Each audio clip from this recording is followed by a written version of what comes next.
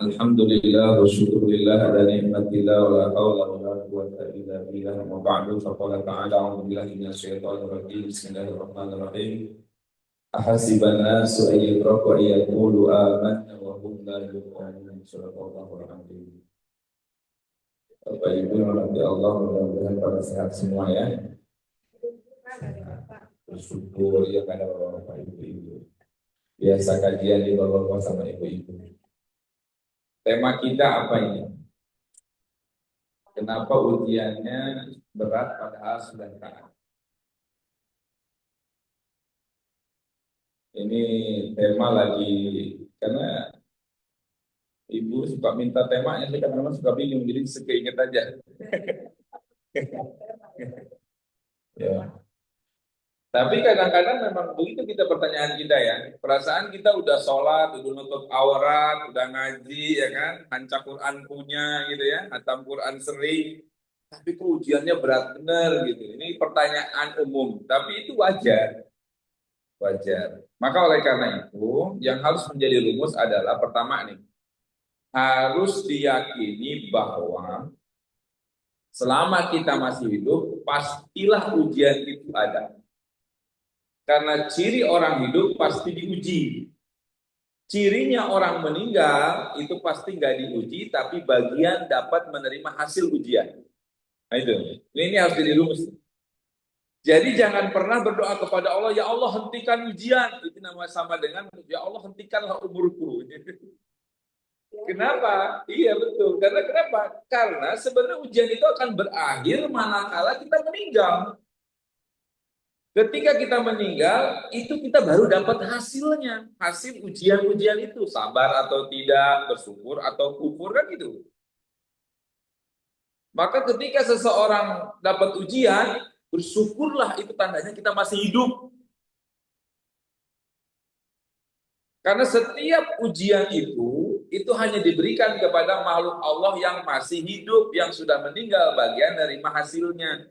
Ah Ustadz, bukannya nanti hasilnya di akhirat? Iya, akhirat memang belum dibuka, tapi Allah kasih berupa apa namanya ya? Kalau ada surat keterangan lulus sementara tuh ada tuh ya. Nah SKL-nya itu adanya di alam barzah loh. Maka kita seorang muslim ini harus memahami ada namanya nikmat barzah, ada namanya siksa barzah. Jangan dikira itu orang-orang yang meninggal dunia itu masih diam aja di kubur, tiduran aja nunggu kiamat. Enggak. Kalau dia nikmat, kalau dia banyak amalnya, amal solehnya, maka dia dapat nikmat barzah. Tapi kalau dia banyak dosa, maka dia dapat namanya siksa barzah. Dalilnya mana? Banyak dalilnya. Rasulullah lewat, ya kan? Kemudian kata Rasul, kita dulu nih kuburan berisik banget nih. Akhirnya Rasul memetik kelapa daun kurma, ditancepin di situ. Kata Rasul, selama daun kurma ini belum kering, maka daun kurma ini meminta ampunkan untuk mayit di dalam kubur itu tersebut. Nah, kenapa saya sebutnya alam barzah? Karena nggak semua orang alamin alam kubur. Orang Indonesia ngomongnya di alam kubur. Tapi tidak setiap orang meninggal itu di dalam kubur. Ada orang meninggal itu, ya ada yang meledak di atas pesawat, ada yang tenggelam kan nggak ketemu ya kan? Maka ada satu alam yang tidak ada kontradiksinya, yaitu alam barzah. Karena barzah itu gaib, kalau kubur itu fisik, benar nggak? Maka ada orang misalkan, ini satu kebiasaan ibu saya sampai sekarang, itu ibu saya itu setelah sholat duha pasti ke kuburan, karena kuburannya belakang rumah. Terus saya bilang, Bu, buat apa ke kuburan tiap hari? Doain Bapak. Kan di tempat sujud juga bisa. Iya, tapi ibu merasa nggak yakin kalau belum ke kuburan, katanya gitu. Sampai rame lah tuh tetangga-tetangga ibu saya bilang, si Ustadz tuh ibunya paling rajin tak jaga apa ziarah kubur tiap hari. Setiap selesai sholat duha karena nggak ada kerjaan ya dia ke kuburan. Jadi kata dia ngerasa abdol, padahal saya bilang, Bu, itu jasa. Ruhnya itu ada di alam barzah, dan alam barzah itu gaib antara dunia dan akhirat, itu namanya alam barzah. Jadi orang-orang yang kemudian sudah lelah dengan ujian yang Allah berikan, ya meninggal. Kalau meninggal, tinggal dapat hasilnya. Hasilnya di mana? Di SKL-nya, surat keterangan lulus dan tidaknya itu adanya di alam barzah. Jadi kita harus mindset kita diuji ini biasa, gitu. Nah, cuma kadang-kadang ini ada juga pemahaman yang salah bahwa banyak yang menganggap bahwa ujian itu hanya sifatnya yang membuat kita madarat. Tapi kata Allah itu ujian itu ada dua, ada nikmat, ada musibah. Tapi kebanyakan dari kita itu menganggapnya tuh musibah aja ujian itu ya. Padahal nikmat juga itu ujian. Oh, dikasih muka cantik ujian nggak? Ujian. Jadi sombong atau tidak kan gitu. Dikasih kaya ujian apa tidak? Ujian. Sombong atau bersyukur kan gitu. Tapi mindset kita kadang-kadang, kalau lagi dapat nikmat ngerasanya anugerah aja. Sampai mobilnya ditulis ada min panti robbi. Itu yang nggak ada salahnya sih. Dia berhusnuzon kepada Allah kalau itu ada karunia. Tetapi sebenarnya kita kalau mau tahu rezeki itu karunia atau istidraj, itu gampang. Kalau semakin kita dikasih nikmat sama Allah, kemudian kita makin bersyukur sama Allah, makin ingin mendekatkan diri kepada Allah, ingin berbagi, ingin menjadi amal soleh, maka itu adalah namanya fadlu minallah, namanya karunia dari Allah. Tapi kalau Allah memberikan nikmat, jabatan cepat, ya kan, karir cepat, usaha lancar, ya kan, rezeki lancar, tapi makin jauh dari Allah, sholat jadi malas, pengajian jadi malas, zikir jadi kurang, ya, maka itu tandanya namanya istidraj. Apa itu istidraj? Jebakan. Ini saya selalu menggambarkan istidraj itu seperti dulu ada film India, Sri Devi, ini pemerannya. Ya, kayaknya pernah nonton ini film Sri Devi. Apa nama filmnya? Mahabbat kain apa? Yang kasus kisahnya itu gini, suaminya itu nikah lagi tanpa sepengetahuan, tiba-tiba celaka. Suaminya meninggal sama istri mudanya, nyisain satu anak. Akhirnya diurus sama Sri Devi itu. Si Devi punya anak perempuan satu. Nah, ketika anaknya kecil, ya dididik sama dia gitu. Tapi si Sri Devi ini karena istri pertama itu merasa dendam sama anak yang dibawa sama suaminya itu, yang istri mudanya itu. Nah, suatu ketika kedua anak ini di musim hujan minta es krim, ya. Terus Sri Devi ini ngasih es krim lah kepada anak tirinya itu, supaya apa? Supaya sakit maksudnya. Tapi anaknya nggak dikasih es krim. Anaknya berpikir, kok ibu saya padahal ibu kandung, tapi kok nggak kasih es krim, ya kan? Tapi kok kenapa yang dikasih es krim ini anak tiri kan gitu. Nah, itulah kita. Padahal ketika ada Allah, ya, katakanlah Allah nih, kita nih anak tiri nih istilah ya, dikasih es krim dulu nih. Padahal tuh kata Allah tuh, ya udah, lu kaya, lu muda, usaha lancar, karir lancar, tapi inget nanti, gitu tuh kayak lebih gitu ya. Kenapa? Karena si Devi ngasih ke anak tirinya, nanti lu mati. Sekarang enak-enak bukan es krim, tapi nanti lu sakit, lu bilang. Tapi yang miskin yang nggak dikasih nikmat sama Allah ngerasanya, ih tega banget sih ibu saya padahal ibu kandung tapi nggak ngasih es krim. Nah ada banyak fenomena di kita tuh begitu tuh. Ketika kita udah berdoa, ya Allah saya pengen cucu, tapi nggak dikasih-kasih cucu. Kenapa sih ya Allah? Saya perasaan udah rajin, udah nutup aurat, udah pengajian, tapi kok nggak ngasih cucu nih sama anak saya kan gitu. Padahal bisa jadi ada sesuatunya Allah siapkan yang lebih besar. Tapi kita lihat teman kita nih, ngaji kagak, buka aurat iya, pelit naudzubillah gitu. Lancar usahanya. Nah itu namanya istidraj. Karena kata Allah, nikmati lu sekarang, nanti awas kata Allah. Itu namanya istidraj namanya. Jebakan. Nah, maka oleh karena itu, kita harus memahami ujian itu bukan hanya sifatnya musibah, bahwa nikmat juga bisa jadi ujian. Kalau nikmat, bersyukur atau kufur. Kalau musibah, sabar atau tidak kan gitu.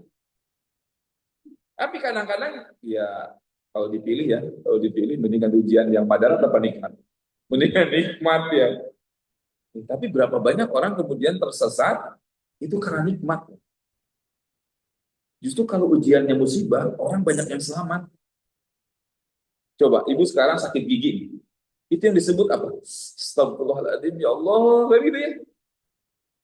Mau berangkat ngaji, asam urat kamu, ya Allah, padahal mau ngaji, ya Allah, istighfar itu tuh. Karena musibah itu justru lebih mendekatkan diri kepada Allah ketimbang nikmat. Coba kalau ibu dikasih nikmat, jalan nih ke 3 negara, misalkan ke Eropa. Sholatnya, aduh mepet lagi, pas mau maghrib tiba-tiba jadwal pesawat, ya kan? Mau di pesawat akhirnya susah karena lampu sabuk pengaman belum dimatikan, akhirnya mau sholat juga jadi akhirnya telat 40 menit, ya kan? Kadang-kadang nikmatnya justru membuat kita lalai sebenarnya. Dan berapa banyak orang yang kemudian dikasih nikmat malah lalai. Oh iya. Orang kadang-kadang mau lihat rumah-rumah Cina tuh saya suka perhatiin itu kenapa pagarnya tuh selalu tinggi-tinggi. Coba lihat orang Cina asli ya, itu pagar rumahnya tuh. Kenapa? Karena dia ketakutan. Nikmat itu bikin takut. Tapi kalau orang miskin, Pak, itu buka pintu seadanya, ya kalau tengah malam juga dibuka. Kata dia, saya pernah nanya, kenapa saya bilang itu rumahnya dibuka? Mau maling-maling, mau maling apa sih Ustaz? TV juga TV yang masih tabung. Kata dia. Waktunya berat. Kadang-kadang nikmat itu lebih memenjarakan kita untuk makin dekat dengan Allah. Cuma kadang-kadang, dan itu manusiawi, kita tuh menganggap musibah atau musibah itu jadi ujian yang paling berat buat kita. Padahal sesungguhnya kelebihan karunia yang Allah berikan juga itulah ujian buat kita. Supaya bagaimana kita tidak sombong, tidak merendahkan orang, tetap bersyukur. Ya.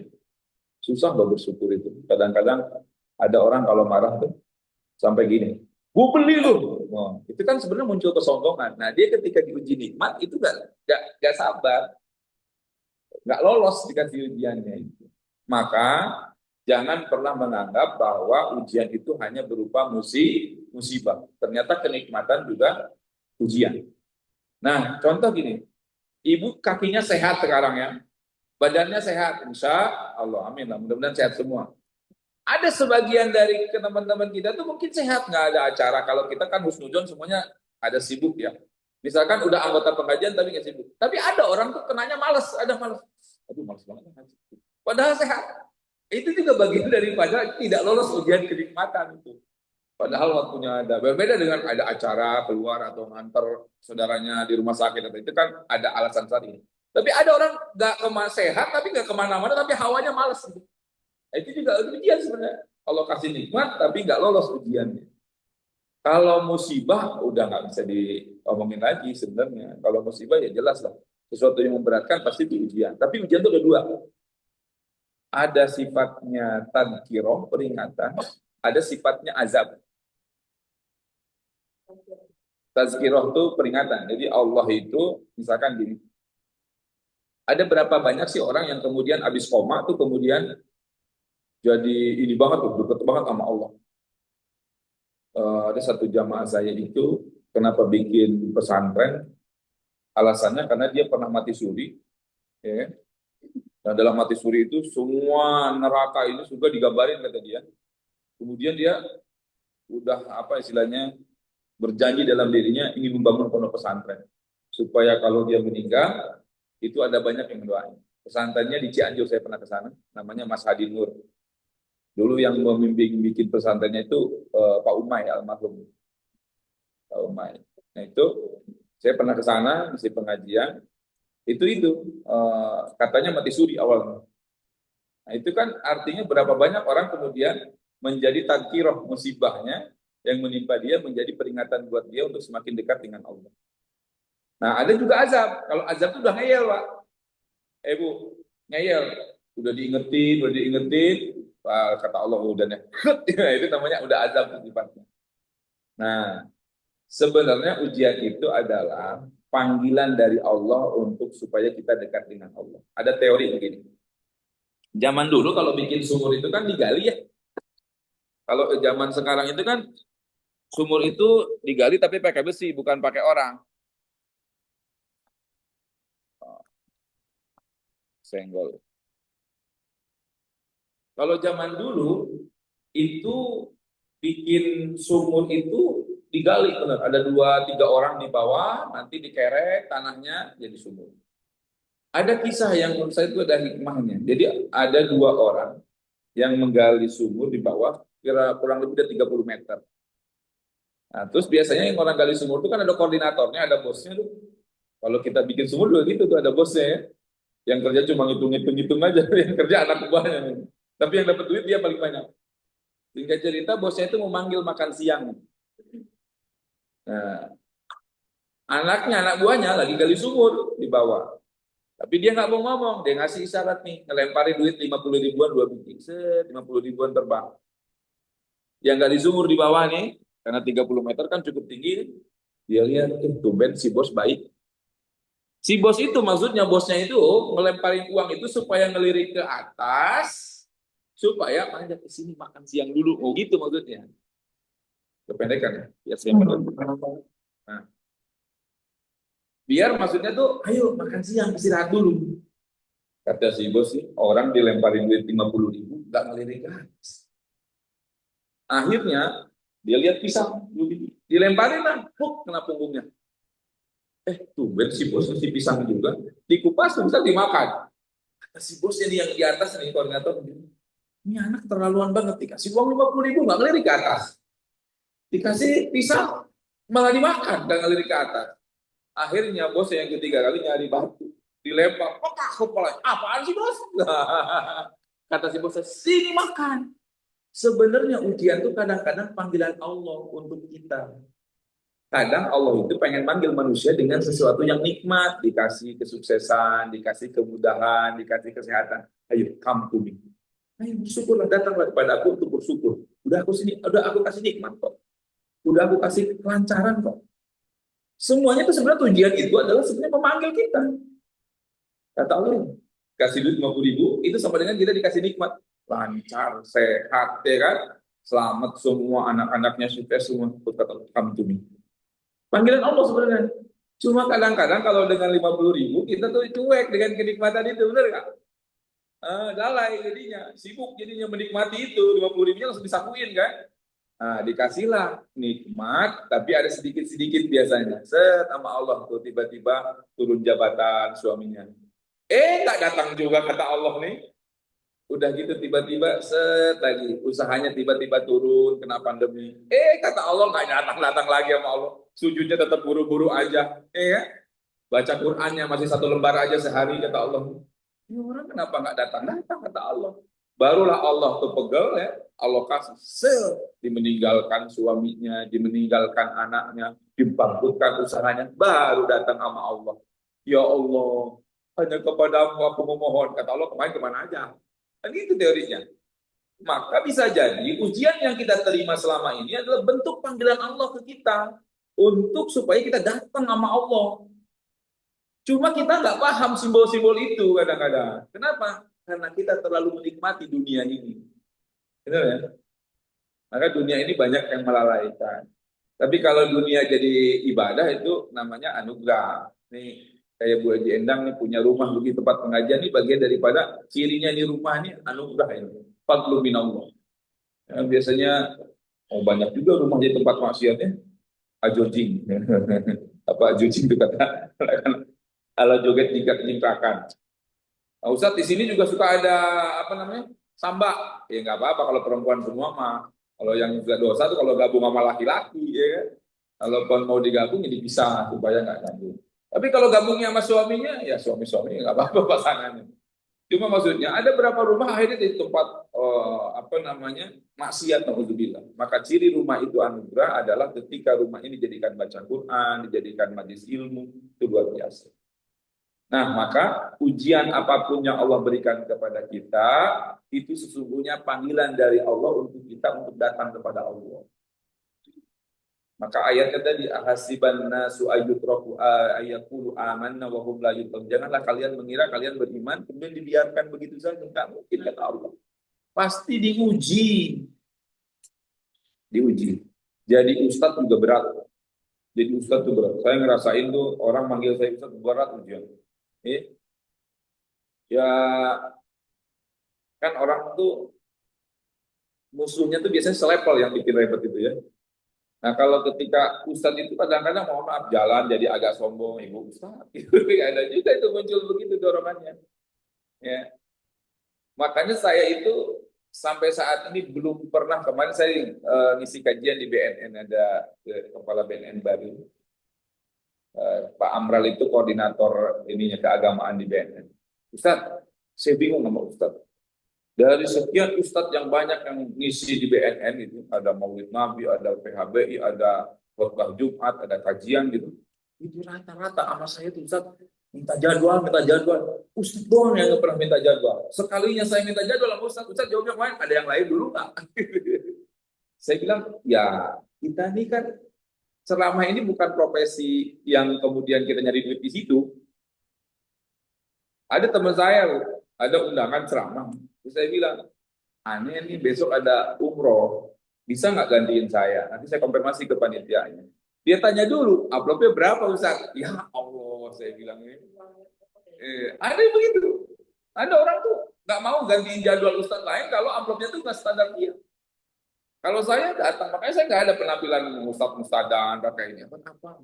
Di dalam Yasin dikatakan, ittabi'u ma la yas'alukum ajrahu wa hum muhtadun. Ikutilah ustaz-ustaz yang nggak minta bayaran. Kalau dikasih itu beda namanya, kasih ila musin. Tapi kalau sudah minta tarik itu namanya minta bayaran. Nah, ini bedain. Kalau ada ustaz misalkan, oh DP-nya 5 juta dulu atau 10 juta dulu, ah itu saya udah. Saya pernah kan, saya kan dulu di Al-Azhar juga tukang event-event begitu. Oh, kalau ada udah minta DP dulu belum tentu dia mau datang, oh enggak yang salah. Kita ngikat amalin Al-Quran surat Yasin itu. Ittabi'u ma la yas'alukum ajran wa hum muhtadun. Ikutilah orang-orang ustaz-ustaz penyuruh kebaikan yang tidak ajrun minta bayaran. Wa hum muhtadun. Dan itu ustaz-ustaz yang berhidayah. Nah, kita lagi belajar itu. Karena tadi kalau udah begitu, makanya saya nggak pernah tuh pakai asisten-asisten. Banyak teman yang Ustaz, saya asistenin aja, nanti Ustaz makin banyak ininya. Enggak. Saya bilang, saya bisa catat di Google Calendar, ganti handphonenya hilang, masukin email, keluar lagi, saya bilang. Jadi nggak ada yang hilang. Waduh, dari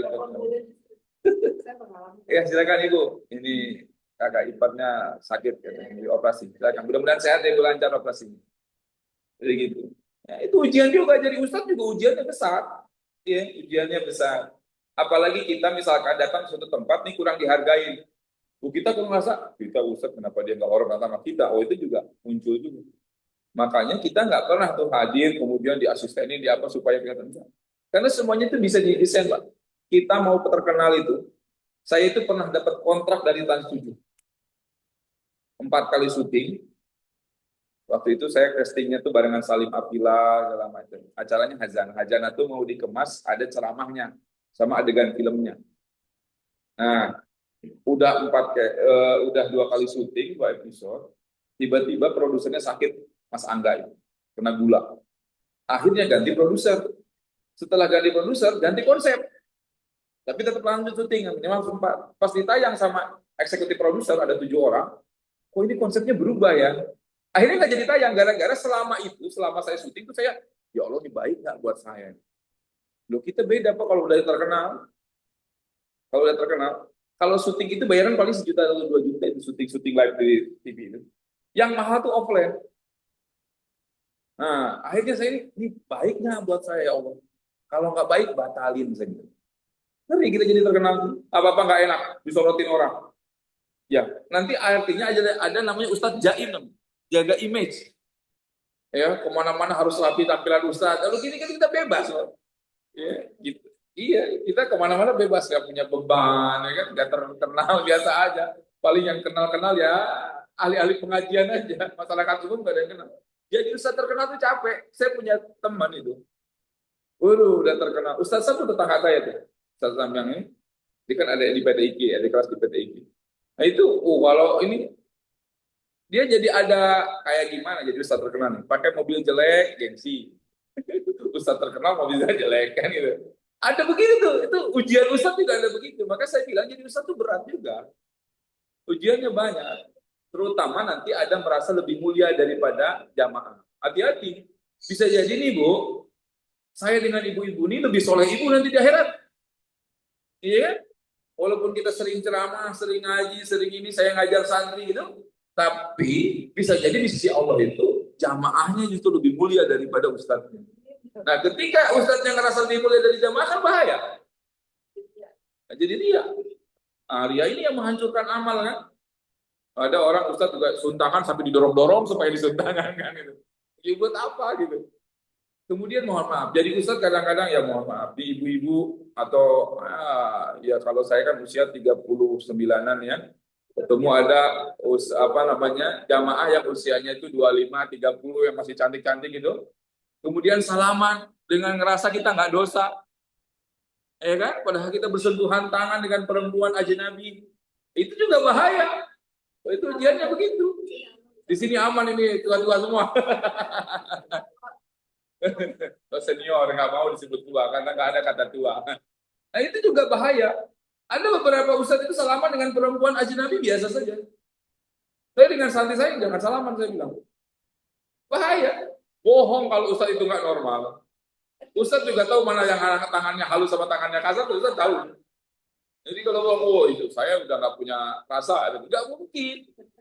Mungkin punya anak buktinya kan. Kan gitu. Ujian Ustadz juga banyak. Maka, tapi itu sebagai sunatullah bahwa manusia hidup itu pasti diuji. Cuma ada diuji dengan musibah, ada juga diuji dengan kenikmatan. Yang kedua, inna idhamul jaja ma'idhamul bala. Ini ada dua teori. Ya, apa? Ada teori yang mengatakan begini. Besarnya pahala itu tergantung ujian. Dalam kaidah lain saya mengatakan al-ujra biqadril masaqah. Pahala itu tergantung masakohnya. Semakin berat ibu mau datang ke pengajian ini, padahal ada suami sakit, padahal ada orang yang lagi renov rumah, tapi ibu maksain ke rumah ini, meninggalkan masakoh yang begitu luar biasa, maka pahala ngajinya lebih besar. Ketika ibu mungkin ada puyeng-puyengnya tuh kepala, migrain dan segala macam, tapi maksain melangkahkan kaki ke sini, itu pahalanya lebih besar daripada yang sehat. Namanya al-ujra biqadril masaqah. Atau dalam kaidah usul fikihnya inna idhamul jaza ma idhamil bala. Sesungguhnya besarnya pahala bergantung kepada besarnya ujian. Semakin besar kita untuk melaksanakan kebaikan itu semakin payah, semakin besarlah pahalanya. Jadi harusnya sebagai orang yang beriman ketika diuji berat itu bersyukur aja. Oh, berarti Allah menghendaki kebaikan buat saya yang banyak. Itu. Nah, cuma kan kadang-kadang kita nggak paham apa maksud itu. Kita kan lebih suka yang instan-instannya. Yang instan-instan. Kalau yang instan-instan kita suka, padahal mie instan aja butuh proses ya. Tetap dibuka, tetap direbus, kemudian tetap disajikan. Gitu. Nah, tidak ada pahala yang besar dengan ibadah yang singkat. Kecuali kita mengambil keutamaan ibadah, misalkan apa. Ini kan kita kadang-kadang, ya silakan ibu. Kadang-kadang kita ada pekerjaan-pekerjaan, ada amal yang sebenarnya simpel tapi pahalanya mengalir. Seperti apa? Ibu berhenti di rest area. Ibu lihat nih, mukenanya nggak ada. Terus punya ibu taruh aja, berharap semua orang bisa pakai mukena itu. Selama orang itu sholat menggunakan mukena kita, maka itu dapat pahala. Oh Ustadz, mukena udah banyak. Ya udah, ibu ambil itu yang kotor, ibu bayarin ke laundry, nanti suruh dibalikin lagi ke situ, dipakai lagi sama orang, itu dapat pahala. Ada orang bangun masjid, ibu pesan keramiknya dari saya. Selama orang sujud di atas keramik itu menjadi asbab orang itu ibadah, maka kita dapat pahala. Itu namanya beribadah secara cerdas. Ya, ada ibadah tuh yang ada namanya kuantum. Kalau saya bilang namanya kuantum percepatan pahala namanya. Ya. Atau misalkan sendal. Nah, kalau kita lagi ke musola di rest area itu kan kadang-kadang nggak ada sendal tuh. Rata-rata orang misalkan ke musola situ tuh orang tuh rata-rata pakai sepatu. Tapi kalau wudhu pakai sepatu tuh agak risih gitu, karena agak basah kan pakai kaos kakinya segala macam. Akhirnya nyiapin sendal di situ. Maka ada ibu-ibu yang saya suka lihat di sebagian kalau lagi jalan nyiapin sendal wudhu di mobilnya. Jadi kalau lihat ada musola nggak ada sendalnya dia langsung turunin tuh. Ada 6 pasang dia taruh. Cari amal-amal yang begitu. Walaupun itu sendal ada masanya, tapi selama dipakai sama orang kita dapat pahalanya. Yang lama kan bangunan ya. Kalau bangunan malah lama tuh. Maka oleh karena itu kita harus menerima musibah seberat apapun itu karena kita tahu di balik itu ada pahala besar. Jadi ringan. Misalkan ada diuji punya anak berkebutuhan khusus. Saya ada lembaga sekolah di Ciputat itu, beberapa muridnya ada 5 anak itu berkebutuhan khusus. Akhirnya saya deket sama orang tua. Betapa subhanallahnya ya. Effortnya sebagai orang tua yang punya anak berkebutuhan khusus. Tapi saya bilang pahalanya luar biasa. Karena saya sendiri kalau dikasih anak ABK belum tentu kuat. Maka rata-rata itu kalau ada satu keluarga dikasih anak berkebutuhan khusus ya, itu biasanya rezekinya lancar gitu. Saya lihat karirnya bagus orang tuanya. Karena tadi inna idhamul jaza bi idhamil bala. Itu udah kaidah usul fikihnya udah begitu. Jadi kalau misalkan kita ngerasa ada orang namanya bilang apa? Udah jatuh ketiban tangga, itu kan ujian yang bertubi-tubi itu kan. Tapi kalau orang tahu pahalanya, nikmat. Kayak beginilah, ibu datang ke restoran yang terkenal. Ya. Terus pasti kalau restoran terkenal itu karena enaknya kan, antri dong. Tapi ketika ibu ngantri, ibu nikmat saja kan ngantrinya nggak kesal. Kenapa? Karena ibu akan merasa dibayar oleh makanan yang ibu makan. Benar nggak? Nah, harusnya cara menikmati ujian itu begitu. Jadi ketika kita diuji oleh Allah yang terasa itu berat, ya udah nikmatin aja karena ibu tahu balasannya itu besar. Gitu. Karena udah sebagai konsekuensi bahwa inna idhamul jaza ma idhamul bala. Besarnya pahala tergantung besarnya ujian. Maka ketika dapat suami, oh Allah, ini punya suami kita diuji keras kepala, benar nih. Ya. Kalau kita punya pendapat dibantahkan, udah bagaimana pendapat dia? Perasaan ujian itu. Udah nikmatin aja. Karena ada pahala yang Allah siapkan buat kita. Ini sama, teorinya itu tadi, ngantri, makanan enak, antriannya lama, tapi akan terbayarkan manakala kita menikmati makanan itu. Itu. Atau misalkan gini, anak kita mau masuk ke perguruan tinggi yang terkenal, yang favorit lah ya. Wah, udah ikut SMBPTN, udah apa nah, dulu ada PMDK, sekarang apa istilahnya namanya? SMBP, kemudian udah ngikutin bimbel-bimbel supaya masuk ke universitas. Anak kita bu kita anterin ya kan, capek gagal lagi tes lagi, gagal lagi tes lagi. Kenapa ibu kuat melewati itu semua? Karena tahu ketika nanti anak itu masuk diterima universitas itu ada kenikmatan tersendiri buat anak ibu. Itu. Jadi bagaimana Ustadz untuk menikmati ujian? Nikmati, bayangkanlah pahalanya yang besar. Mindsetnya begitu. Maka akan hilang tuh namanya ngeluh. Ya udah dinikmati aja ya Allah. Sama seperti halnya kemarin saya makan es durian itu ngantri es durian. Saya tiba-tiba kemarin pengen es durian, tapi kata istri itu ngantri ya, nggak apa-apa lah. Antri juga. Es duriannya enak soalnya saya bilang saya pernah dibawain. Antri emang 45 menit, 45 menit untuk es durian itu kan lama. Ada di Pamulang tuh ramai banget. Itu karena enak kok. Ya kita nikmatin aja nunggunya juga. Karena terbayar dengan nikmatnya makan es durian itu. Gitu. Jadi kalau ada pertanyaan Ustadz, bagaimana menikmati ujian dari Allah? Bayangkan pahalanya. Ustadz, bagaimana saya capek banget nih ngurus anak ABK? Bayangkan pahala. Ustadz, bagaimana saya ini jadi single parent? Harus nyari nafkah buat anak-anak saya. Bayangkan pahala. Ustadz, bagaimana ini saya nggak punya rumah, kontrak sini, aku capek bayar cicilan apa namanya, bayar kontrakan. Bayangin pahala. Bayangin aja pahala. Boleh nggak bayangin pahala? Boleh. Orang semua sholat, orang menghindari dari maksiat, itu kan dalam bayangkan kenikmatan surga. Boleh. Gitu. Jadi kalau lagi down, nikmati. Bayangin aja semua yang Allah akan kasih setelah ini. Maka kan ada 4 golongan manusia kan. Ada yang sa'idun fid dunya wal akhirah, ada yang bahagia dunia akhirat, ada yang bahagia dunia sengsara akhirat, ada bahagia akhirat sengsara dunia, ada sengsara dunia sengsara akhirat kan gitu. Nah, kalau kita kan pengennya yang ideal loh, sa'idun fid dunya wal akhirah, bahagia dunia dan bahagia di akhirat. Tapi ada beberapa dari kita menganggap dunia ini tidak membahagiakan. Masalah semua Ustaz, musibah semua. Maka satu-satunya harapan untuk kita tetap bertahan dalam menjalani kehidupan ini, membayangkan bagaimana bahagianya kehidupan akhirat. Begitu. Bayangkan dong, bayangkan. Saya itu, kalau saya ada satu prinsip ini. Saya kan dipanggil sama orang Ustadz ya. Mana-mana kita di Gang Mador aja orang lewat lagi banyak cerita, Pak Ustadz. Kadang-kadang kita malu juga. Tapi itu akhirnya saya anggap positif bahwa Ustadz itu menjadi border, menjadi pagar buat saya. Maka itulah yang kemudian saya sampai ini itu menghindari maksiat, misalkan menghindari selingkuh, menghindari apa namanya nipu orang, menghindari yang culas-culas lah ya, yang kira-kira dosa. Karena saya malu.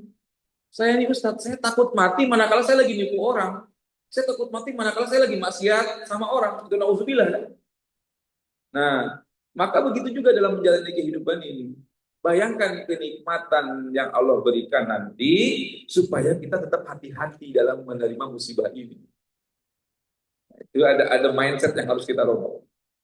Kalau ibu sekarang udah dipanggil, Bu Haji gitu, udah syukuri. Kalaupun belum haji, amin. Ini nggak ada masalah, amin aja. Kalaupun memang sudah haji dan memang sudah apa namanya sudah haji berkali-kali, ya udah itu jadi border, jadi penjaga kita. Jangan sampai gelarnya 2 kali. Haji-haji kok begitu. Atau Ustadz juga gelarnya 2 kali nggak bagus. Ustadz kok begitu. Itu dah jadiin aja. Kalau orang lain sudah beranggapan kita positif, walaupun kita merasa belum pantas dianggap oleh orang itu positif, ya udah jadi border, jadi pagar buat kita, supaya kita tidak melakukan keburukan karena persepsi orang tentang kita baik. Dan itu tuh penting dijaga. Ini kadang-kadang begini ya. Saya paling gak suka sama orang yang lagi cerita tentang maksiatnya, tentang aibnya sampai terbahak-bahak.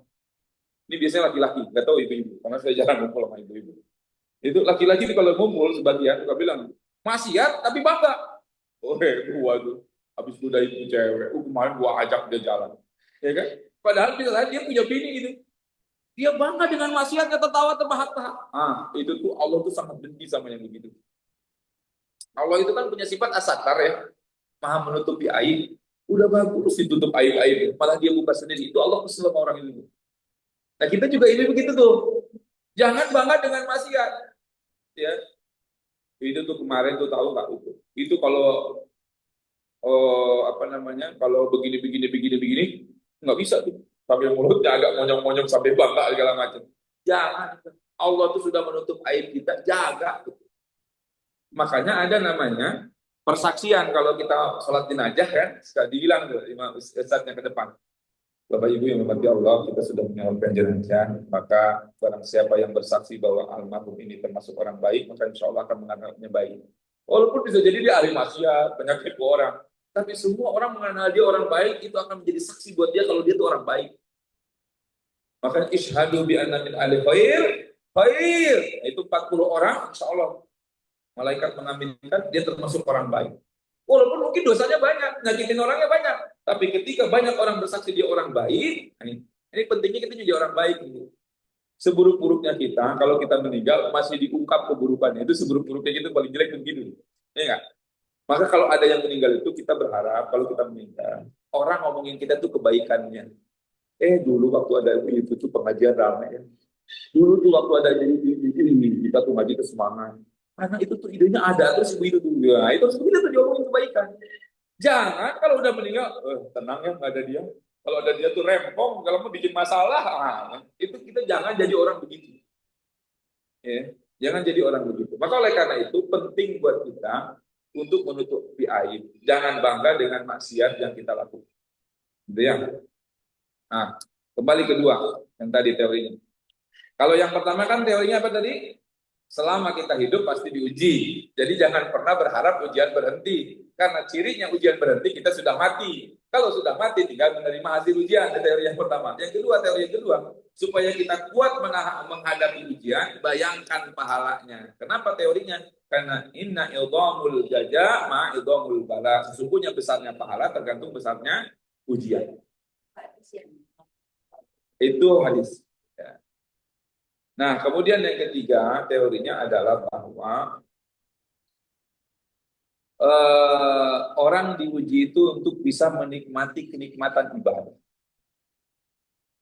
Ya, Bu, Ibu kalau lagi sholat, lagi sujud, lagi zikir, enakan lagi bahagia, apa enakan lagi susah? Lagi susah tuh bisa nangis ya. Kalau kita dengar anak kita punya masalah aja itu nangis kita di atas sejadah itu. Ya, tapi kalau lagi happy agak kurang nangisnya. Kalau paling juga berair mata sedikit aja tak terharu ya kan? Benar nggak? Tapi kalau lagi kena musibah, masya Allah, kita dengar cucu kita sakit, harus masuk rumah sakit, terus kata dia demamnya belum turun-turun kata dokter, nangis kita tuh. Sujud terasa nikmat itu. Nah sesungguhnya sebagian hikmah daripada ujian yang Allah berikan kepada kita agar Allah itu pengen kita masih menikmati nikmatnya ibadah. Jadi kalau lagi ada masalah, itu bisa jadi Allah ingin menghendaki kita menikmati ibadah. Jadi ada seorang yang berdoa terus-menerus, berdoa kepada Allah, lalu dia nanya kepada Allah, ya Allah, kenapa doa saya nggak diijabah? Nah, terus saya jawab, saya bilang bisa jadi Allah lagi asik sama zikirmu. Bisa jadi Allah lagi asik sama sujudmu itu. Bisa jadi Allah lagi asik sama bacaan Qur'anmu. Bisa jadi Allah lagi asik lihat air matamu yang jatuh karena nangis itu. Jadi kalau kemudian ijabah doa itu lama, bisa jadi Allah masih asik. Karena kenapa? Karena Allah khawatir ketika langsung diijabah dari permintaannya itu, jadi berhenti sujud. Jadi berhenti baca Quran. Itu Allah nggak mau. Karena sesungguhnya zikirmu itulah lebih indah, kata Allah lisanmu. Maka kenapa ada orang tiba-tiba dikasih sakit gigi supaya disebut namanya. Ya Allah. Loh, kan? Kalau lagi kasih sakit gigi nggak boleh nyebut Allah ya. Tiba-tiba kamu asam uratnya, ya Allah asam uratnya. Nyebut Allah. Nah itu tuh kalau kadang-kadang Allah ngasih ujian itu karena Allah lagi rindu sama zikir kita. Nah, supaya apa? Supaya kita menikmati ibadahnya itu, zikirnya, baca Qur'annya, itu hikmahnya itu. Karena kadang-kadang, mohon maaf, kalau nggak ada ujian, kita kurang nikmat ibadah. Likum-likum gajlem, assalamualaikum, assalamualaikum. Ada yang begitu. Tapi ada juga tipe orang yang kalau lagi dapat musibah, itu malas ibadah. Ada juga orang kalau justru rajinnya malah dapat nikmat. Saya biasanya kebalik tuh. Kalau lagi nikmat, saya mah jadi istiqomah dan rajin. Saya kebalik termasuk orang ya. Kalau dapat musibah, awaknya tuh jadi agak berubah tuh.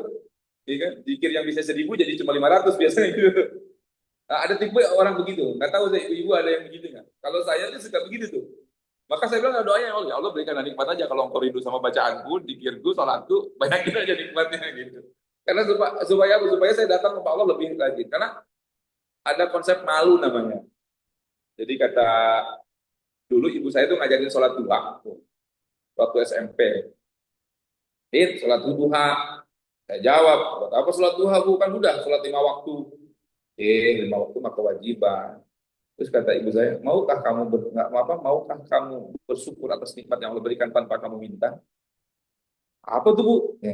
Kamu pernah minta nggak? Hidungmu itu bolongnya di bawah. Bayangkan kata Allah kalau hidungmu lubangnya dari atas. Dia hujan kita menutupi dan pulang pasti flu. Kamu pernah minta nggak telingamu tuh lembek? Bayangkan kalau telinga itu dibuatnya dari bahan gigi tajam gitu ya, seperti pisau misalkan. Berapa bantal tiap malam yang kau hancurkan? Kata ibu saya. Terus pernah minta nggak kamu sama Allah sebelum lahir tuh alismu tuh ada gitu, nggak botak gitu. Berapa banyak mata kita diselamatkan gara-gara ada alis, ketika keringat alis jadi ke pinggir kan? Cuma katanya ada makhluk yang nggak bisa terkalahkan. Yakin bisa ngatur ibu-ibu. Alis yang di Tuhan kasih aja diatur ulang. Itu salah satunya bapak-bapak. Artinya banyak sekali nikmat yang Allah berikan kepada kita tanpa kita minta. Benar nggak? Kita pernah minta nggak punya suami misalkan ganteng, sukses gitu. Kan nggak pernah, tapi di Allah kasih gitu, misalkan. Atau kita pernah minta nggak misalkan punya kendaraan. Di saat orang lain tuh nggak punya kendaraan. Tapi Allah kasih kendaraan dengan mudah. Nah kata ibu saya, banyak kan nikmat yang Allah berikan. Terus maukah kamu? Tidakkah kamu bersyukur sama Allah lewat sholat kita? Karena sejatinya, kata ibu saya, kalau sholat fardu kan untuk kita. Karena kalau kita nggak laksanakan kan dosa. Tapi kalau duha itu untuk kita bersyukur juga, gitu. Bersyukur sama Allah, yang kemudian Allah tidak akan nambah. La in syakartum la azidannakum lewat doa duha tadi. Allahumma in kana rizquna fis sama, ya Allah bagi rezeki di langit turunkan, wa in kana fid dunya, ya apabila di dunia keluarin, jauh deketin, susah, gampangin, sedikit banyakin kan gitu. Akhirnya itu saya sholat duha. Karena malu tadi. Maka saya punya teori itu, saya kalau lagi banyak nikmat, ibadah makin kencang saya. Kalau lagi musibah justru agak gitu. Karena pikiran menjadi cabang. Nah, ibadahnya sambil jalan kalau lagi kena musibah, sambil mikir, sambil ikhtiar. Tapi kalau lagi banyak nikmat, tenang kita duduk, ya kan. Jadi rekening ada, ya kan, usaha lancar, gitu. Ya. Nah, itu lebih tenang.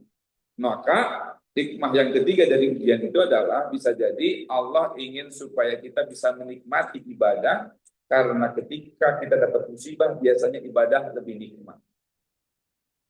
Yang keempat, hikmahnya adalah ujian itu menentukan siapa kita. Nanti kita termasuk orang-orang soleh atau tidak? Termasuk orang-orang sabar atau tidak? Bukankah sabar itu lewat ujian, benar nggak? Kita tahu sabar atau tidak kan harus diuji dulu. Kita tuh soleh atau tidak, diuji atau tidak. Ada satu orang, ini saya baru tadi dibaca kitabnya. Ada rahib ya, zaman Nabi ini, ada rahib, dia bilang, dari semua kitab dia, dari agama Nasrani itu semua ciri-ciri kenabian itu ada pada Rasulullah SAW, kata dia. Cuma ada satu ciri yang belum saya buktikan, yaitu di mana ketika Nabi semakin terhina, maka dia akan semakin memaafkan. Akhirnya, kemudian Nabi itu kan jual kurma. Akhirnya si orang pendeta rahib ini datang ke Nabi minta beli kurma, beli kurma. Ya Rasulullah, saya beli kurma 20 kilo. Nanti saya ambil hari Jumat. Tiba-tiba dia minta hari Kamis datang. Ini mancing nih supaya Rasulullah kesel. Ya Rasul, mana kurma yang udah saya bayar itu, saya beli. Kata Rasul, bukankah kita perjanjiannya hari Jumat? Tidak, saya butuhnya sekarang. Saya takut, ini saya dengar, keluarga Bani Hashim ini, Abdul Muthalib ini, suka mengakhiri-akhiri. Kalau ada perjanjian-perjanjian. Itu sampai Rasul itu ditarik sorbannya. Dilihat oleh Umar bin Khattab. Umar bin Khattab udah begini aja. Kurang ajar, kata Umar bin Khattab. Kalau nggak ada Rasulullah, udah saya tebas lehermu. Akhirnya kata Rasul, ditahan. Umar, nggak usah begitu. Yang penting ingatkan saja, supaya dia punya adab, dan supaya dia tetap sabar dalam menunggu. Kata Rasulullah. Akhirnya kata Rasul, ya udah, aku siapkan kurmanya. Siapin kurmanya, dibawa 20 kilo. Kata Nabi, tolong tambahin 2 kilo lagi. Para sahabat nih, yang kerja sama Nabi bingung. Ya Rasul, dia orang yang sudah marah-marah sama engkau ya Rasul. Kemudian, ini juga belum waktunya dia.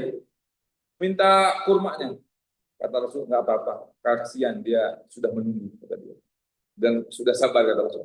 Akhirnya kata rahib tersebut, aku yakin 100% engkau adalah Nabi, karena ujian terakhir, aku curigai, aku sudah ujikan kepadamu, dan engkau bisa melewatinya. Akhirnya langsung bersahadat itu rahib itu, yang pendeta itu. Jadi gimana kita tahu sabar kalau nggak diuji? Maka ujian itu untuk menentukan posisi kita di hadapan Allah. Termasuk orang sabarkah, termasuk orang ikhlaskah, termasuk orang yang punya amal solehkah, itu semua ada di ujian. Yang kelima ya. Yang kelima, ini ada kata-kata dari guru saya dalam Riyadhah. Puncak keimanan seseorang adalah manakala mampu merubah takdir menjadi amal soleh. Kita kalau sudah punya kemampuan untuk merubah takdir menjadi amal soleh, itu iman kita udah di puncak. Nah, takdir itu kan ada baik, ada buruk. Ketika kemudian kita takdirnya buruk, katakanlah musibah, ujian, kemudian kita mampu merubahnya jadi amal soleh, jadi sabar, maka itulah puncak keimanan. Ketika kemudian Allah takdirkan kita menjadi orang yang kaya, kemudian kita mau jadi dermawan, itulah jadi amal soleh. Jadi puncak keimanan seseorang itu adalah ketika kita mampu merubah takdir menjadi amal soleh. Hari ini tiba-tiba ibu mobilnya kempes, tapi tiba-tiba ibu sabar, nggak marah-marah, nggak maki-maki tuh ban, nggak maki-maki paku, ini mungkin orang tebar ya. Terus dia berpikir, kata ibu, oh ini rezekinya tukang tambal ban, ya kan?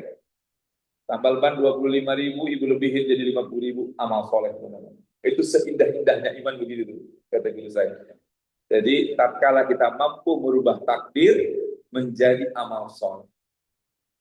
Tiba-tiba ada keluarga kita yang kita sayangi meninggal dunia, ya kan?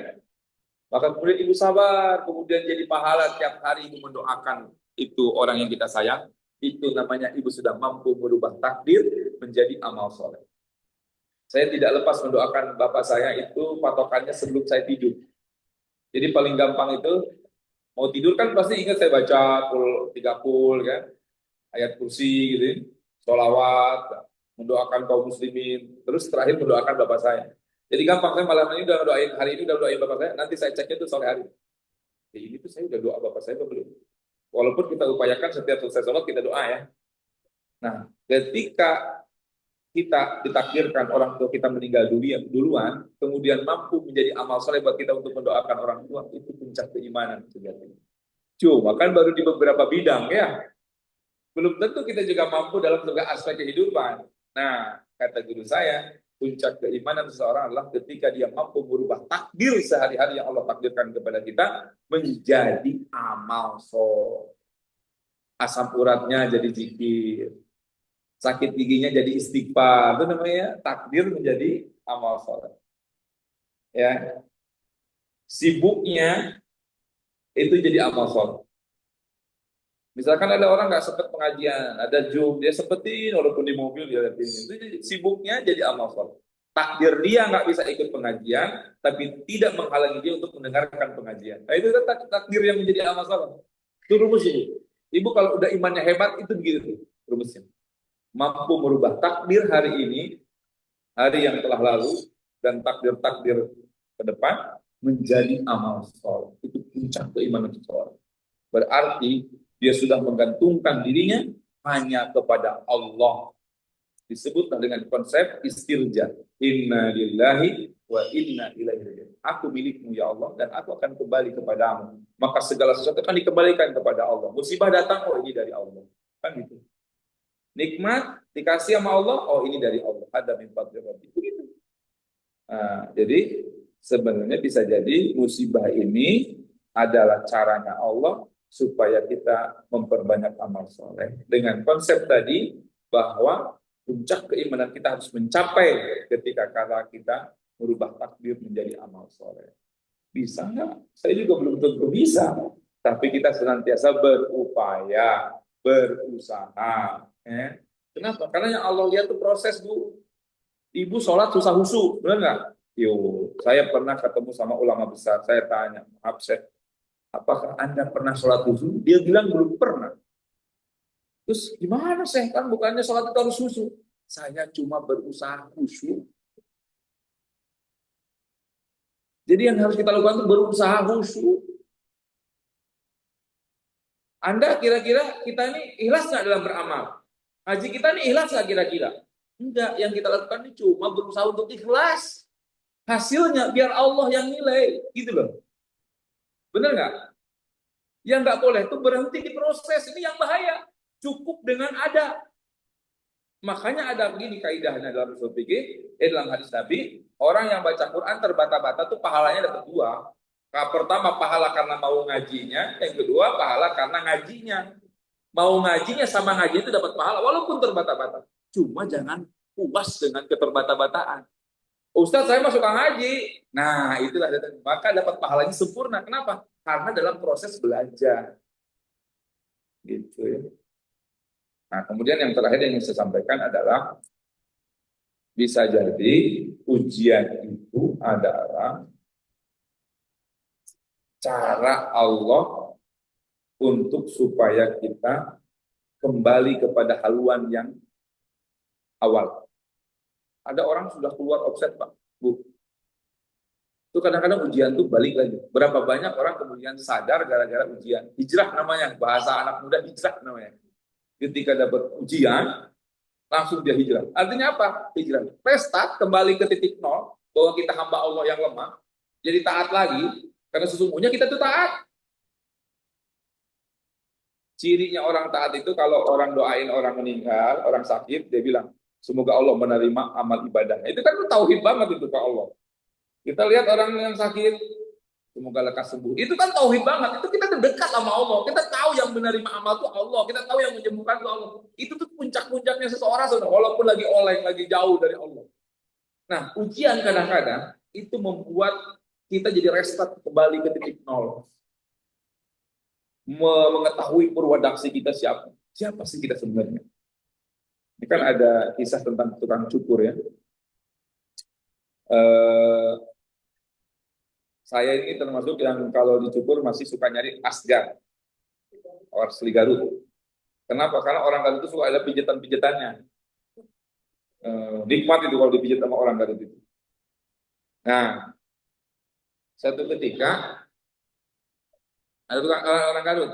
Oh, Masya Allah. Hah? Oh, ada cerita ya, tukang Garut. Itu memang beda itu. Memang beda memang hasilnya. Jadi saya itu jauh juga dikejar kalau potong rambut ayam penting orang Garut. Ya. Singkat cerita nih, Ada orang mau dipotong rambut, mungkin security dia. Ngantuk. Kan ngantuk itu ada yang begini, ada yang begini ngantuk tuh. Ya kan? Macam-macam lihat orang ngantuk. Ada yang begini muter nih, ada yang begini. Kata si tukang cukur nih, dapat dapat konsumen yang begitu. Ini orang ini, aduh, habis jaga kali semalam ini ngantuk banget gitu. Cuma udah 15 menit dia belum dapat apa-apa. Diambil kanan, dia miring kanan, ambil kiri, miring kiri, ambil depan dia nunduk. Aduh, dia bingung. Wah, sedangkan yang ngantri udah 3 orang.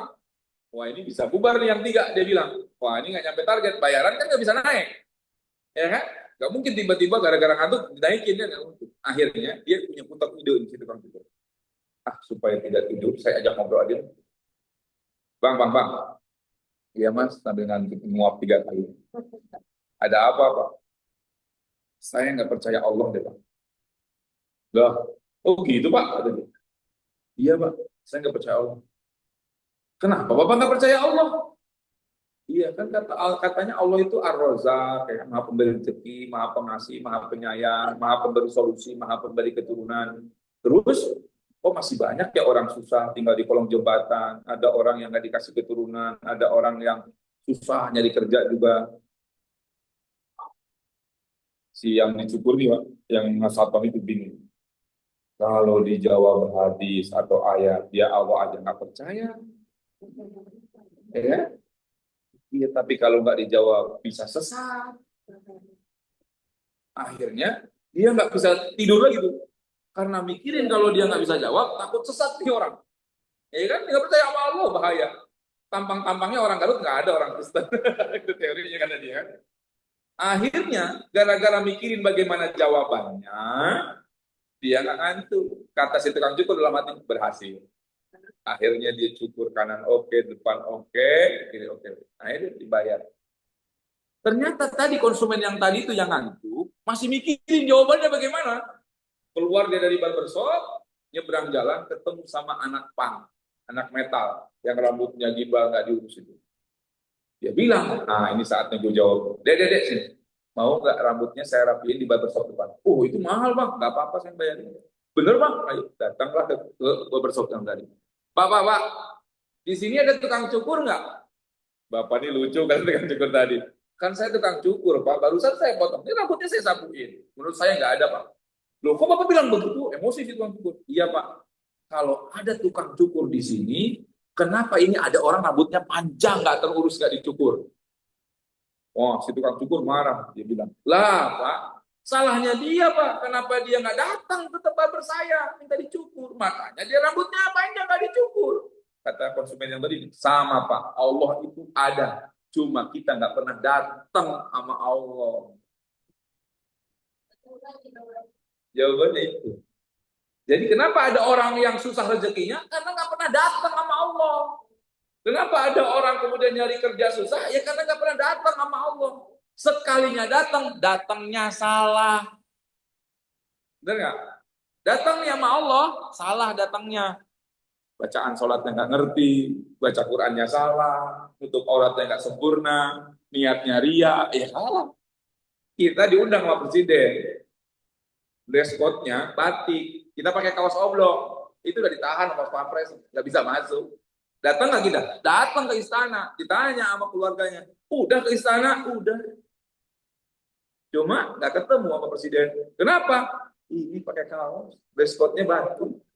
Sama, kita juga udah datang. Ustadz, saya ini ahli majlis taklim, tahajud tiap malam, tapi doa saya nggak dijawab. Mungkin kita datang dengan cara yang salah. Bukan kemauannya Allah yang kita ikutin. Kemauannya nafsu. Makanya nggak dijawab. Nah, kadangkala Allah tuh undang justru dengan musibah. Akhirnya kita datang dengan kemauannya Allah. Itu. Paham nggak? Nah, kalau udah paham ya udah, tinggal bertanya jawab. Itu Bapak Ibu. Ibu. Silakan yang mau bertanya. Ini jam berapa sekarang? Siap, silakan.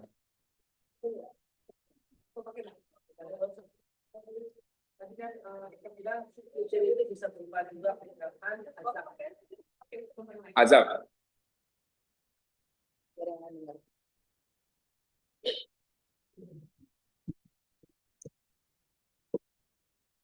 Waktu saya menjelaskan kan bahwa gerakan itu bisa berintek, ujian itu bisa berupa perkataan atau berupa azab. Kalau gerakan itu kan apa komunikasi ya. Nah, apakah azab itu juga ini azabnya dunia apa aja maksudnya? Kalau azab ini bukannya hanya orang kafir saja yang azab. Misalnya Baik. Jadi kadang ada dosa yang oleh Allah itu di DPI di dunia. Lalu kita sebut namanya azab. Ketika musibah disebut azab itu karena itu datangnya kepada ahli maksiat. Tapi ketika musibah datang kepada orang beriman, namanya itu tazkirah, peringatan. Paham ya? Atau ujian namanya. Ini rumusnya ini. Ketika musibah datang kepada ahli maksiat, namanya azab. Ketika musibah datang kepada orang beriman, namanya ujian atau peringatan. Itu dua. Tazkirah, itu peringatan. Ada bala namanya ujian. Nah, Ustaz, bukankah azab itu nanti di akhirat? Ada azab-azab yang sifatnya dikasih di dunia, namanya DP.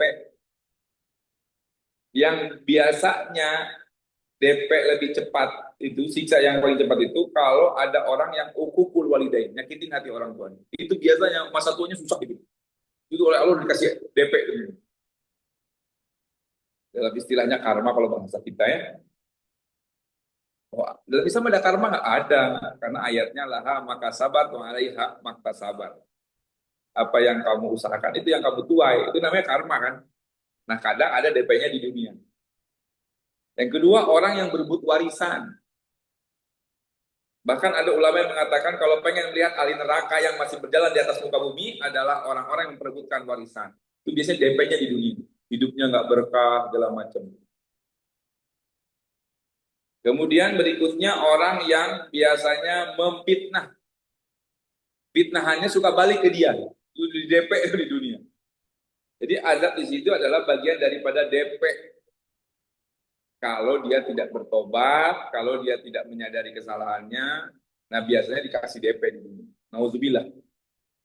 Sama, ibu menjadi pembohong, itu udah di DP sama Allah. Dikasih oleh Allah itu sifat tidak tenang. Orang kalau pembohong, apa tidak tenang hidupnya? Benar ya? Atau orang minjem utang niat nggak bayar, itu hidupnya pasti nggak tenang. Ketemu sini takut ditagih, ketemu sini takut ditagih. Itu namanya DP azab namanya. Gitu. Jadi di dunia juga ada sifatnya down payment DP. Supaya apa? Supaya kita langsung restart, mengingat kesalahan kita. Nah, biasanya orang umroh Mekah juga haji gitu tuh, dikasih DP sama Allah tuh. Nah, supaya kita sadar. Gitu. Itu. Jadi maksudnya azab di situ DP siksa yang Allah berikan. kayaknya kalau ya sekarang kalau salah orang kafir itu azab yang di akhirat yang di atas seperti orang itu justru dikasih di akhirat karena nggak akan. Iya, betul. Makanya kadang ada orang berpendapat kenapa sih Ustaz non muslim itu lebih sukses, lebih enak-enak hidupnya. Nanti udah dikumpulin dia udah siap yang gede. Ya Allah kasih abadan abadah kholidina fiha itu bahasanya. Kholidina fiha fi nari jahannam kholidina fiha. Kalau kita orang muslim sebanyak-banyaknya dosa, itu pasti kita akan ketemu surga kalau kita mati dalam keadaan beriman. Cuma kita di laundry dulu aja. Berapa ratus tahun gitu, nanti sudah bersih masuk surga. Ujungnya surga orang beriman itu. Tapi kalau orang kafir, kholidina fiha, disiksa selama-lamanya. Nauzubillah. Jadi ada ujian yang menjadi anugerah itu jika kita terus menjadi mendekat kepada Allah. Ya, jadi nikmat yang Allah berikan kepada kita, kemudian kita makin dekat sama Allah, itu namanya fadlu minallah. Itu kalau itu teorinya antara anugerah dengan istidraj. Istidraj. Istidraj itu jebakan. Fadlu minallah. Fadlu minallah artinya karunia. Ya. Apa namanya? Kita kan kadang-kadang terjadi ujian kalau saya itu dalam sholat nafsu biasanya. Kadang-kadang kita lihat di beberapa bisa lihat gitu. Kadang-kadang kan dia ibadahnya bagus, dia seorang yang benar-benar nanti kalau sholat, kenapa kalau sholat besar gitu kan. Tapi tadi itu mungkin akan pada bangsa itu artinya kenapa ya jadi maksudnya apa yang salah gitu apa salah dari dia terus bagaimana tanggapannya gitu soalnya kan kalau saya itu udah pertahanan yang kuat banget gitu kan. Nah, tapi bisa apa yang saya tuh sebagaimana kalau dia mau apa merayu orang lagi gitu, dan supaya di sekolah lagi gitu. Karena kadang-kadang kan itu berat banget konsep ini kan. Namanya pemahaman itu kan soalnya ada ulama sama mama. Jadi artinya saya lihat tuh kalau misalnya kan kita mau misalnya mencuri aja anak kita tahu diri sendiri gitu kan. Jadi bagaimana untuk bisa apa namanya Bisa orang orangnya soleh, ilmunya banyak, tapi kalah juga. rasanya apa sih kalau karena bibit bisa terpaksa juga gitu. Ya, Dan bagaimana cara membalikannya lagi gitu. itu yang saya bilang bahwa ketika seseorang yang berilmu, katakanlah ustadz, itu yang ngegodainnya juga iblisnya tingkat ustadz. Iya, jadi ya sama kalau ibu misalkan ilmunya sedikit gitu ya, ya setannya juga yang dikirim tuh yang biasa-biasa, prajurit bingok gitu kali. Iya. Tapi kalau ustadz itu Allah juga nyiapin iblisnya tuh yang bertingkat tinggi juga. Jadi itu namanya tidak ada orang yang terlepas dari ujian. Nggak ada orang lepas. Orang berilmu pun diuji dengan ilmunya. Yang paling sedih adalah kita diuji dengan apa yang kita sukai. Kita suka sama suami kita, sayang banget suami, diuji sama suami kita. Kita sayang sama anak kita diuji sama anak kita. Allah tuh ngasih levelnya yang sama. Karena konsepnya apa? La yukallifullahu nafsan illa wus'aha. Berarti kan yang sepadan, tidak mungkin yang kurang atau yang lebih. Gitu. Maka ketika kita menjadi seorang ustadz itu level yang boleh juga ustadz. Ketika ibu kemudian sudah mencoba menjadi pribadi yang soleh, itu iblisnya juga setannya yang levelnya tuh yang kira-kira sebanding dengan ibu gitu teorinya. Caranya itu bisa Berlindung kepada Allah pertama itu kita kalau iman pengen kuat, ya salah satunya adalah dengan ilmu ya. Ilmu itu seperti pupuk. Ibu kenapa mau datang pengajian? Karena ibu punya pengetahuan kalau datang ke pengajian, man salaka thariqan ila ini selalu supaya mudah ke surga. Duduk sebentar dalam pengajian itu lebih baik daripada qiyam sehari semalam ibadah. Banyak utama. Akhirnya ibu jalan ke sini. Pahalanya besar gitu. Tapi orang yang nggak tahu ilmunya pasti amal buat apa sih memang pengajian? Nah itu. Jadi iman ini kita sudah punya nih alhamdulillah. Dipupuknya dengan ilmu, maka iman akan semakin kuat. Nah, ketika kita sudah punya iman, nggak dapat ilmu, susah di situ, nggak dipupuk, akarnya jadi kurang kuat. Kenapa? Misalkan, kenapa orang beriman zina? Ya karena dia tidak tahu bagaimana beratnya dosa zina. Itu. Kenapa orang udah beriman tapi judi? Karena dia tidak tahu, karena nggak ngaji, nggak tahu bahwa dosa judi itu mahal, hebat besar. Gitu. Itu teorinya, Bu. Maka iman itu kalau sudah punya, kita udah beriman sama Allah, dipupuk lewat ilmu.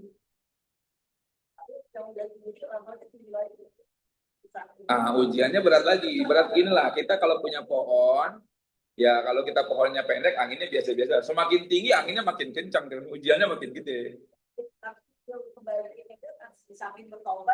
Nah, kadang-kadang harus datang musibah yang besar yang kemudian jadi restart. Nah, itu musibah itu tertaruh ujiannya itu. Betul. Berapa banyak orang ketika ada ibunya masih hidup, badungnya luar biasa. Ibunya meninggal, langsung soleh. Saya pernah bahas tentang macam-macam anak. Mungkin kapan-kapan saya jelaskan tentang macam-macam anak. Jadi ada anak soleh, ada anak berbakti, ada anak durhaka, zolim namanya. Ya. Kalau anak soleh, itu dia soleh ketika orang tuanya masih hidup. Orang tuanya meninggal, belum tentu soleh. Cirinya apa?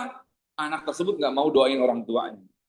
Nah, ada orang anak berbakti apa? Semasa hidupnya, jauh sama emaknya, ngebandel mulu, disuruh ini susah, suruh sholat susah. Ibunya meninggal, dia baru sadar. Baru dia datang ke kuburan setiap hari, sholat nggak pernah dia tinggalin, jadi pengurus pengajian, ini anak berbakti. Jadi ada anak zolim, masih hidup durhaka, udah meninggal malah makin durhaka. Itu anak itu ada 3. Gitu. Jadi itu namanya setiap orang yang makin puncaknya tinggi, ujiannya juga semakin banyak. Seperti pohon yang semakin tinggi, angin makin kencang di atas itu. Nah, supaya kita Ustaz udah punya iman, alhamdulillah kita beriman kepada Allah, dipupuk dengan ilmu supaya kita makin tinggi. Tapi jangan berharap itu ujian yang angin yang akan datang. Itu udah konsekuensi logis tadi bilang. Ujian itu berbarengan dengan kita masih hidup gitu. Kalau kita udah meninggal mah nggak ada ujian lagi, tinggal nerima hasil ujian. Nah, makanya ada doanya ya muqallibal qulub sabit qalbi ala dinika wahai dat yang membolak-balikan hati tetapkanlah hatiku dalam iman dan takwa kepada Allah. Karena hanya Allah kita nih hati-hati milik Allah yang bisa menjaga cuma Allah. Saya ada kasus ini. Eh, saya kan ada homeschooling. Pak Ustadz gimana ini saya anak saya ini? Udah Bu, kalau mau dipikirin Pak Ustadz stres di sekolah sini juga ada potensi dibully, sekolah sini juga ada potensi. Mana ada kita lewat dari ujian, benar nggak? Nah, salah satu yang harus dikuatkan adalah berlindung kepada Allah karena sebaik-baiknya penjaga Allah. Barulah dia tenang. Ya? Barulah dia tenang. Emang begitu kita. Kita punya anak takut dibully, takut apa, udahlah. Masuk sekolahin sama, semua sekolah juga emang anak kita gaul begitu gitu dari sekolahnya begitu. Tapi sebaik-baiknya penjaga itu Allah. Itu yang harus diingat. Ini kembali lagi ke tauhid. Ada orang ngaji aja, tapi kelakuan makin ya itu titipkan hati kita sama Allah biar Allah tuh ngasih kelembutan, ketaatan. Karena sejatinya menggerakkan hati itu Allah, kita ini cuma dipinjemin aja. Itu. Maka oleh karena itu didoain tuh. Kalau kita tuh ya Allah iman saya udah mulai ngerasa nikmat sama Allah kan ini cirinya iman kita tuh ada tuh. Kalau baca Quran nikmat, kalau duduk majelis ilmu nikmat, ya kan? Kalau sholat tenang. Orang kalau nggak punya iman itu nggak nikmat semuanya itu. Duduk, kayak jadi beban semua. Kalau kita punya iman, akhirnya sholat itu nikmat. Karena ada orang kalau apalagi ada musibah itu justru nggak mau sholat ada itu. Berarti dia sebenarnya imannya nggak ada. Me time. Jadi sholat itu me time. Jadi oh iya saya dapat ketenangan. Itu cirinya kita punya iman. Makanya kata Rasulullah, andai kata orang-orang kafir itu tahu bagaimana nikmatnya iman seorang muslim, yakinlah mereka akan rela membunuh dada-dada kita, membelah dada-dada kita, hanya untuk meminjamkan sesaat aja nikmat dari orang iman. Ibu tahu nggak cara lihat nikmatnya iman? Penduduk Gaza itu, sniper segala macam, tank wajah di depan, nggak takut mati dia. Kenapa? Karena dia tahu bahwa kalaupun saya mati, Allah sudah menyiapkan surga besar. Itu nikmatnya iman. Loh kita di sini ada demo rusuh aja udah tegang. Takut kehilangan dijarah, takut apa. Itu kita iman itu. Lihat penduduk Gaza. Tuh. Itu saya kalau lihat mau iman yang paling nikmat. Nih Bu, kalau mau pengen tahu nikmatnya iman itu, rasain jadi penduduk Gaza. Mati nggak takut, kelaparan nggak takut, ya kan? Bayangin. Kenapa mereka nggak mau pergi? Kalau saya pergi, siapa yang mempertahankan Baitul Maqdis kata dia? Subhanallah. Anak-anak kecil punya iman luar biasa. Di dalam ketakutannya perang begitu, tetap ngapal Quran. Coba bayangin. Kalau kita udah nyari kabur kemana kan? Itu iman tuh, nikmatnya iman. Ibu kalau punya iman, musibah apapun nikmat, Bu. Masalah apapun jadi nikmat. Oh, ini sarana Allah buat saya untuk menyebut nama dia lebih sering. Gitu. Maka saya suka lihat, kalau pengen tahu nikmat yang paling nikmat imannya, penduduk Gaza itu. Tengok aja diserang lu tinggal ditembak. Kan Zionis itu tanpa punya perasaan. Kan? Tapi dia nikmat itu iman. Dia tahu balasannya itu lebih nikmat daripada apa yang dia takutkan. Nah itu. Makanya kata Rasulullah, kalau mereka tahu orang-orang kafir bagaimana nikmatnya kita menjadi seorang yang muslim, yang mukmin, yakinlah mereka rela membelah dada kita, kemudian meminjam sesaatnya untuk merasakan bagaimana sih mereka perang aja nggak takut gitu. Yang dimana orang kalau perang, kan tentara-tentara Amerika banyak yang stres ketika perang di Irak kan, takut mati. Tapi orang-orang Iraknya, orang-orang Afghanistan nggak ada takut mati karena mereka punya iman. Gitu. Karena mereka tahu setelah itu ada kenikmatan yang luar biasa. Itulah iman. Maka kita tidak perlu khawatir dengan apapun yang terjadi di muka bumi ini. Karena di surga kita sudah insya Allah siapkan tempat yang raudhatun min riyadil jannah. Ada lagi pertanyaan? Terima kasih.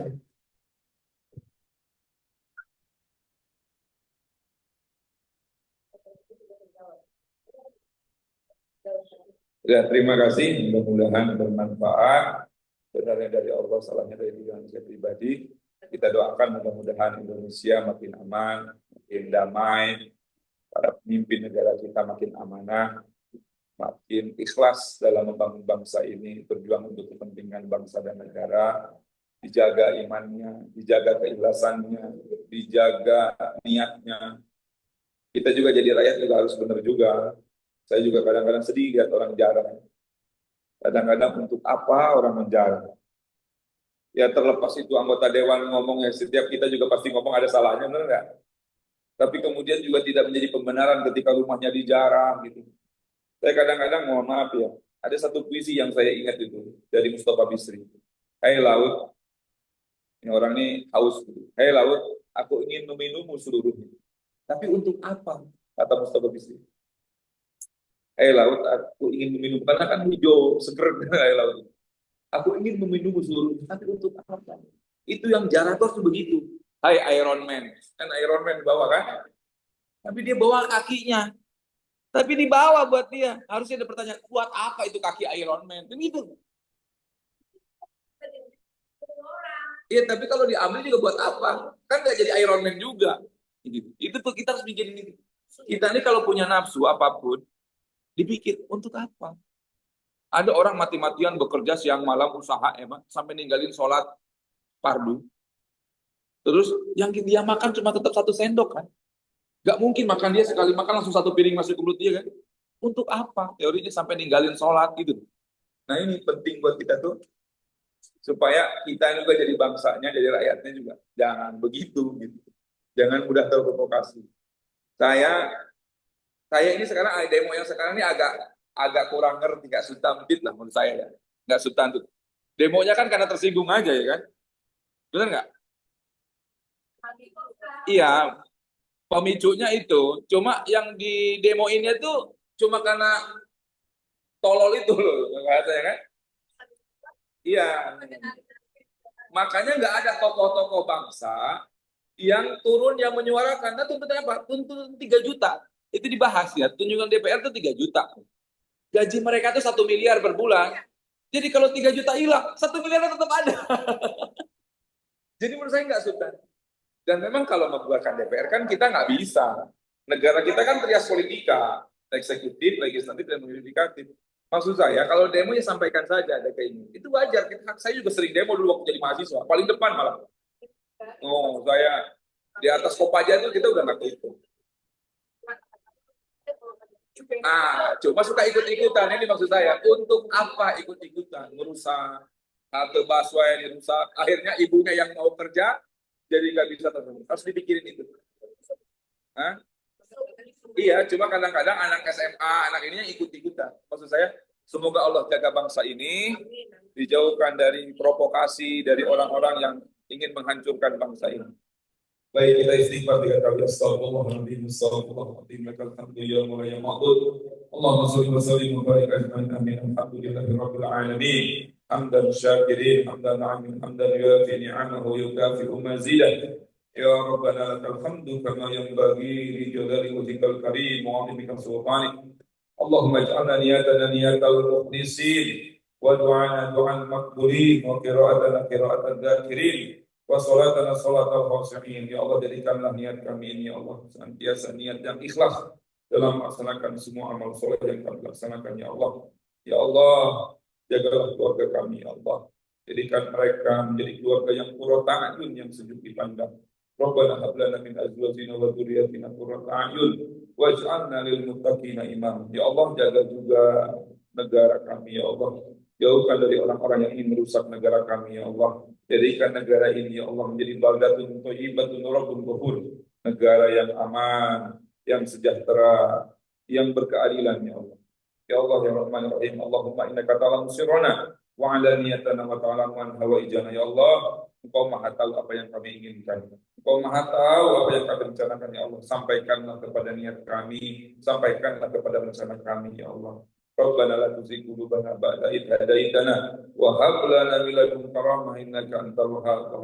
Yang memiliki hati kami ya Allah, jangan kau bolak-balikan hati kami ya Allah kepada kemungkaran, kepada kemaksiatan ya Allah, tapi tetapkanlah hati kami kepada keimanan dan ketaatan kepadamu ya Allah. Wahai Engkau pemilik hati kami ya Allah, berikanlah senantiasa kenikmatan kepada kami duduk di majlis taklim, kenikmatan kepada kami dalam membaca ayat-ayat-Mu ya Allah, kenikmatan kami menjadi istri yang soleh ketika kami berbakti kepada orang tua, berbakti kepada suami, berbakti kepada anak-anak kami ya Allah. Jadikanlah itu kenikmatan buat kami dan jadilah ibadah buat kami ya Allah. Rabbana la tuzigh qulubana ba'da idh hadaitana wa hab lana min ladunka rahmah innaka antal wahhab. Ya muqallibal qulub tsabbit qalbi ala dinika wa la ta'atik. Rabbana ighfir lana wa liwalidina warhamhum kama rabbayana shaghira. Ya Allah ya Tuhan kami, apapun kebaikan yang kami lakukan ya Allah, jadikanlah itu kebaikan buat orang tua kami ya Allah, baik yang masih hidup maupun yang sudah meninggal ya Allah. Karena sebab mereka kami ingin menjadi pribadi yang soleh, karena sebab mereka kami ingin menjadi orang yang beriman, karena sebab mereka lah kami juga mengenal agama ini ya Allah. Rabbana zalamna anfusana wa illam taghfir lana wa tarhamna lanakunanna minal khasirin. Rabbana atina fid dunya hasanah wa fil akhirati hasanah wa qina adzabannar. Subhanaka rabbika rabbil izzati amma yasifun wa salamun alal mursalin walhamdulillahi rabbil alamin. Terima kasih. Orang yang sakit mudah-mudahan Bapak Erick Taufik terus Ibu Dara, Allahumma shalli ala sayyidina wa sallim. Bismillahin mu'afiyatin. Al-Fatihah. A'udzubillahi minasyaitonir rajim. Bismillahirrahmanirrahim. Alhamdulillahirabbil alamin. Arrahmanir rahim. Maliki yaumiddin. Iyyaka na'budu wa iyyaka nasta'in. Ihdinas siratal mustaqim. Siratal ladzina an'amta 'alaihim ghairil maghdubi 'alaihim waladdallin. Ini kemarin Bu Endang nanya tentang pesantren. Saya ini udah nerima tanah wakaf, kemarin kita urus ke KUA segala macam. Salah satu syaratnya itu ternyata harus lunas PBB. Pas udah dicek PBB-nya, nunggak dari 2001. Jadinya saya terhambat ke Bu Endang nih, ke yang lain yang kemarin mau nyumbang ngelunasin PBB sekitar 200 juta. Jadi kemarin saya ke Bapenda Tangsel, berapa? Katanya sih ini tidak di atas 300 juta Ustadz. Cuma kalau Ustadz sudah ada di 200 juta, ngajuin surat kepada Kepala Bapenda, nanti katanya ada diskon sampai 50%-an lebih. Nah, jadi buat jamaah yang mau berpartisipasi, buat membebasin wakaf ini, karena saya mau urus, mudah-mudahan ini menjadi amal jariah buat kita semua untuk bisa menciptakan pesantren. Kalau pesantren mah Allah udah ditakdirin, cuma tinggal milih kita mau terlibat atau tidak. Ya, jadi tanahnya 7.000, cukup luas 7.000 ini bisa buat bikin pesantren rencananya untuk tingkat SMP dan SMA, Tahfidz Quran boarding school. Lokasinya di Bambu Apus. Suratnya udah dinotaris sama saya karena kemarin saya proses balik nama. Saya kira pajaknya nggak nunggak, masih wakifnya ini sudah nggak ada uang.